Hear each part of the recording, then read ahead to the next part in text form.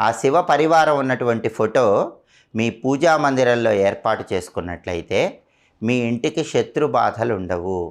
మీ ఇంట్లో సభ్యులందరికీ కూడా శత్రు బాధలు తగ్గిపోయి శత్రువులు కూడా మిత్రులుగా మారిపోవటానికి ఈ శివ పరివారం ఉన్నటువంటి ఫోటో విశేషంగా సహకరిస్తుంది. అలాగే ఎక్కువగా భార్యాభర్తల గొడవలు, కుటుంబ కలహాలు ఉన్న ఇంట్లో అర్ధనారీశ్వరుల ఫోటో ఉండాలి. అంటే శివపార్వతులు అర్ధనారీశ్వర రూపంలో ఉన్న ఫోటో మీ ఇంట్లో కానీ పూజ గదిలో కానీ పెట్టుకున్నట్లయితే కుటుంబ కలహాలు తగ్గిపోతాయి, భార్యాభర్తల మధ్య గొడవలు ఉండవు. అలాగే పరమేశ్వరుడు ధ్యానం చేసుకుంటున్నటువంటి ఫోటో ఉంటుంది. ధ్యాన ముద్రలో ఉన్నటువంటి ఈశ్వరుడి ఫోటో.